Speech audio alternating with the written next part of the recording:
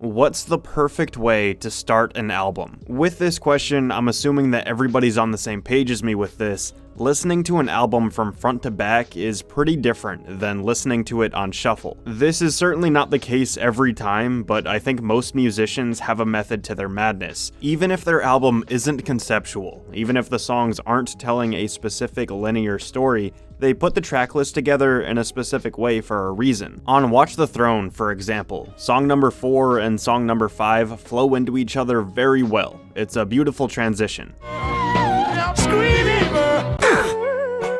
Even if these songs weren't originally made with the idea that they needed to be back-to-back on the album, that's the way it turned out. Kanye and Jay decided that that was the ideal way to listen to their album. It's storytelling. And while the middle of the story is very important, I think choosing what begins your narrative, choosing what will be your intro to the album, is the most significant decision you'll make with your track list. After all, first impressions are huge. For impatient music listeners in 2019 who have plenty of options to choose from, that first track might be the difference between them deciding to stay for the whole project, or maybe it'll turn them off and they won't give you a chance at all. So again, I ask, what's the perfect way to start an album? Off the top of my head, I started thinking of some of my favorite track number 1s, and admittedly, these songs reveal a pretty clear bias for me. I like the stuff that deliberately tells you, hey, this is it. This is the beginning of the album. It's starting. If you were listening to these albums on shuffle, you'd still be able to tell that these songs are the opening tracks. Apart from 2 of them being named intro, which yeah, that would give it away, these songs are carefully leading you into the greater story of the album at hand. Common's B intro starts with the slow plucking of strings. Around 20 seconds in, the strings start speeding up, and once the strings speed up, we get the steady introduction of new instruments until there's keys, pianos, drums, and orchestra, and eventually Common's vocals.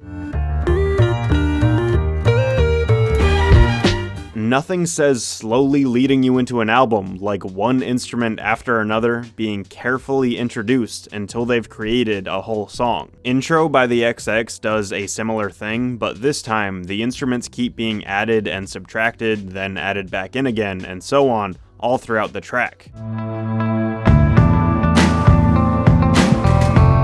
It almost seems like a metaphor for the group warming up. Imagine a full band taking turns playing their respective instruments, giving each other time and space to join in and play before their set. And then with Dark Fantasy, with Kanye, with this album that I will never stop bringing up, we literally get Kanye's take on the introduction from Roald Dahl's Cinderella, which is read by noted thespian Nicki Minaj. You might think you've peeped the scene.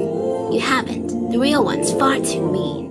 I don't expect the intro for every album to be as dramatic as this, but how fun is it to get a storybook rhyme to start off a rap album? Nothing says, hey, this is it, this is the beginning of the album, quite like this. And yeah, I said that I liked these introductions because they are blatantly unapologetic about being introductions, but that's not the only reason why they work. Each of these songs help set their album up in a brilliant way. They set the mood, they give you a taste or a teaser of what's to come, and if you like what you hear, you're gonna want to hear all of what these albums have to offer. With that being said, the ideal storybook, I am an introduction type of introduction is not the only way to do it. When you look at the songs that are on screen now, they do not feel like they absolutely need to be the opening tracks in the same way that the songs from before do. If you threw B intro, Dark Fantasy, and Intro by the XX in the middle of their respective albums, they would feel out of place, right? But if you put Wouldn't It Be Nice, Smells Like Teen Spirit, and Help in the middle of their albums, I don't think there would be any problems. The difference here is that these songs can do both. Yeah, they're great tracks, sure, but even if they're not slowly introducing one instrument after another, or if they don't have a storybook intro in them,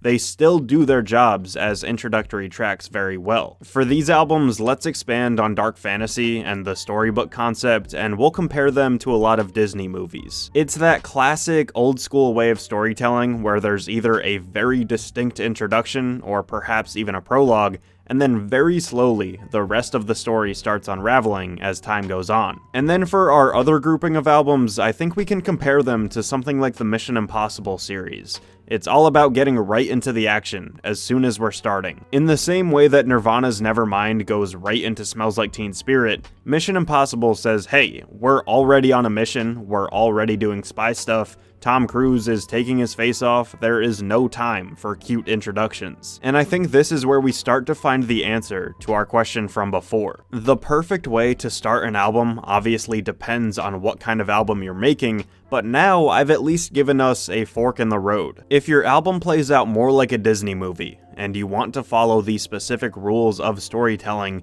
and you want there to be an intro, rising action, climax, falling action, and resolution, I personally think that you should really emphasize that concept of an introduction for your track number 1. Do the things that tell your listener, hey, take your seat, pay attention, and listen to what I have to say, because I'm about to tell you a story. Maybe that means introducing your instruments one by one, maybe it means having your band sound like they're doing a sound check before the show, or maybe you want Nicki Minaj to read you the first few pages of Roald Dahl's Cinderella. It doesn't matter specifically what you choose, but you want to give your listener the impression that it is so important to play these songs in the order that you designed them.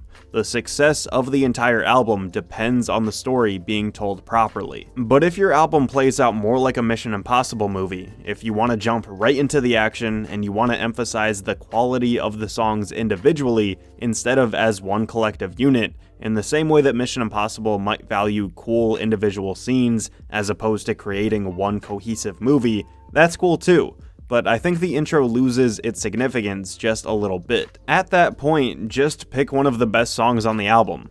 Pick something that gives the listener a taste of what's to come, and you'll be good. But now with all of my mindless blabbering out of the way, I want to throw a few questions over to you. What's your favorite opening track to an album? And more importantly, what makes it your favorite? Does it properly introduce you to the story of the album, or is it just a good song? Is it more Disney, or is it more Mission Impossible? And last but not least, do you think there's anything to what I've said here today? Would conceptual albums fail without a distinct opening track? And would a distinct opening track feel out of place on a non-conceptual album? Be sure to let me know, and thanks for watching. Hey everybody, thank you for watching that video. Be sure to comment down below with the answers to all those questions I asked. I'm really interested to see what you have to say. If you want to support the channel, feel free to like, comment, and subscribe. You can follow me on social media at RenshawHS. You can buy my merch, support my Patreon, and thank you again. I'll see you soon.